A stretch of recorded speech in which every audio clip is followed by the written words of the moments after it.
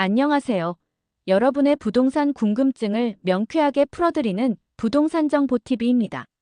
오늘은 뜨거운 감자와 같은 주제, 바로 재건축 초과 이익, 환수 제재 초안에 대해 심층적으로 분석해 보려고 합니다. 이재명 정부 출범 이후 부동산 시장의 규제 완화에 대한 기대감이 높아지는 가운데 재건축 시장의 핵심 변수인 재초안의 운명은 어떻게 될까요? 오늘 영상에서는 재초안이 무엇인지, 왜 중요한 쟁점인지, 그리고 이재명 정부의 정책 방향은 어디로 흘러갈지 자세히 살펴보겠습니다.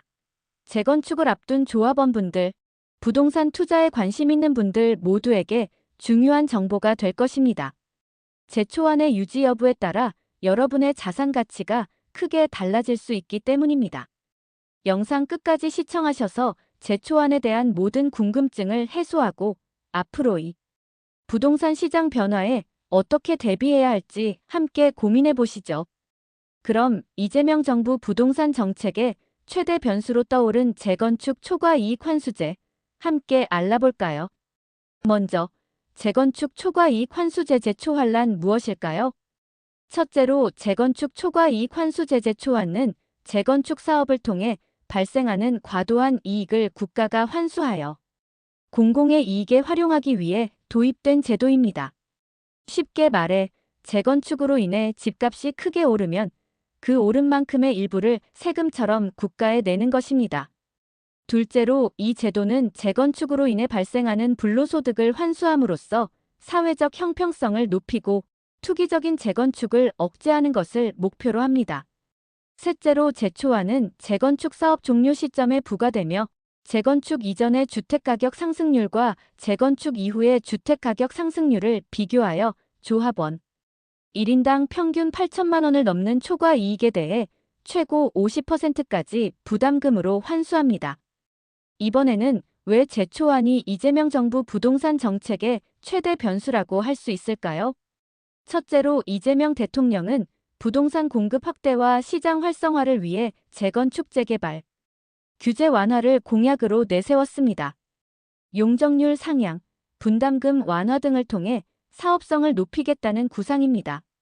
둘째로 하지만 재건축 사업의 수익성이 높아질 경우 재초안을 유지할 것인지 완화할 것인지 아니면 폐지할 것인지에 대한 결정이 시장의 방향을 크게 좌우할 수 있습니다.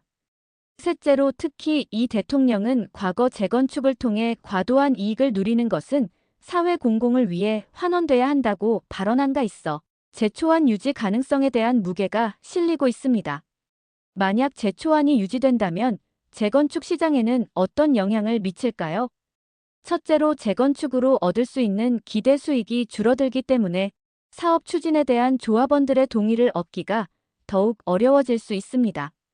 특히 초과 이익이 많이 예상되는 강남권 등의 재건축 단지에서는 조합원들의 반발이 클 수 있습니다. 둘째로 사업성이 낮아진다고 판단되는 단지에서는 재건축 사업 자체가 지연되거나 포기될 가능성도 배제할 수 없습니다. 이는 곧 주택 공급 감소로 이어져 부동산 시장 안정화에 부정적인 영향을 미칠 수 있습니다. 셋째로 특히 조합원 1인당 평균 부과액이 1억 원, 강남권 일부 단지에서는 4억 5천만 원에 이를 것으로 예상되는 상황에서 재초안 부담은 재건축 사업 추진에 가장 큰 걸림돌로 작용할 수 있습니다. 부동산 시장의 핵심 정보를 가장 빠르게 받아보세요. 저희 채널을 구독하시면 재건축 정책, 변화와 투자 전략 등 유익한 정보를 놓치지 않으실 수 있습니다. 지금 바로 구독 버튼을 눌러주세요. 반대로 재초안이 완화되거나 폐지된다면 재건축 시장은 어떻게 변화할까요? 첫째로 재건축 사업의 수익성이 높아지면서 사업 추진에 대한 동력이 강화될 것입니다. 그동안 부담금 때문에 사업을 망설였던 단지들이 다시 사업 추진을 적극적으로 검토할 수 있습니다. 둘째로 재건축 사업 활성화는 곧 신규 주택 공급 확대로 이어져 주택시장 안정화에 긍정적인 영향을 미칠 수 있습니다. 특히 서울 등 노후 주택이 많은 지역에서는 주거 환경 개선에도 크게 기여할 수 있습니다. 셋째로 다만 재건축으로 인한 집값 상승을 부추기고 투기 수요를 자극할 수 있다는 우려도 존재합니다. 특히 특정 지역에 재건축 사업이 집중될 경우 주변 지역과의 집값 격차가 더욱 벌어질 수도 있습니다. 이재명 정부의 부동산 정책 방향, 제초안은 어떻게 될까요?